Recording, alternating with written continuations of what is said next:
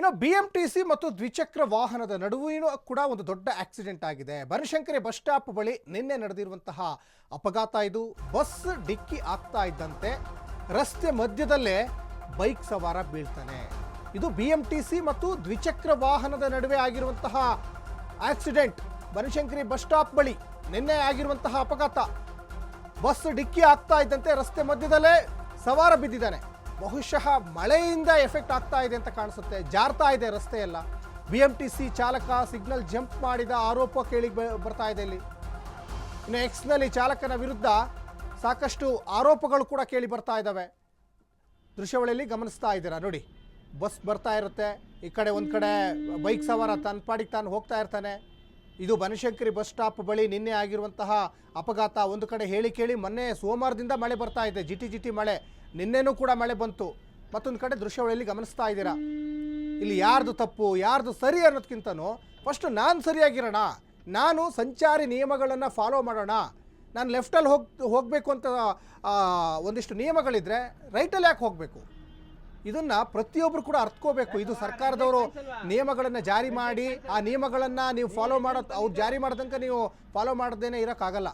ಪ್ರತಿಯೊಬ್ಬರಿಗೂ ಕೂಡ ನಿಮ್ಮ ಜೀವ ನಿಮ್ಮ ಕೈಲಿರ್ತದೆ. ಹೆಲ್ಮೆಟನ್ನು ಧರಿಸಿ ಅಂತ ಹೇಳ್ತಾ ಇರ್ತಾರೆ ನೋಡಿ. ದೃಶ್ಯಾವಳಿಯಲ್ಲಿ ಗಮನಿಸ್ತಾ ಇದ್ದೀರಾ. ತನ್ನ ಪಾಡಿಗೆ ತಾನು ಬೈಕ್ನವನು ಹೋಗ್ತಾ ಇದ್ದಾನೆ, ಈ ಕಡೆ ಬಸ್ನವನು ಕೂಡ ಬರ್ತಾ ಇರ್ತಾರೆ.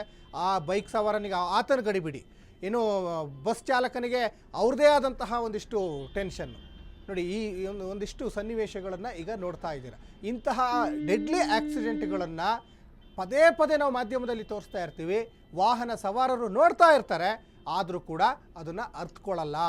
ವಾಹನ ಸವಾರ ಹೈ ಸ್ಪೀಡಲ್ಲಿ ಹೋಗಬೇಕು, 100-120ರಲ್ಲೇ ಹೋಗಬೇಕು.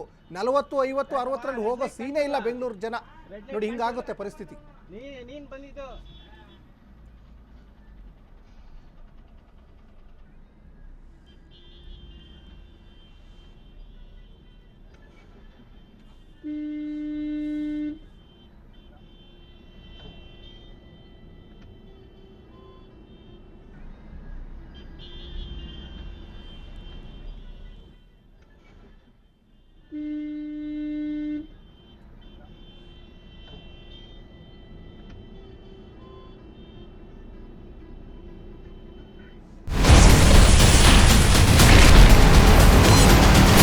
Ashwavega English News.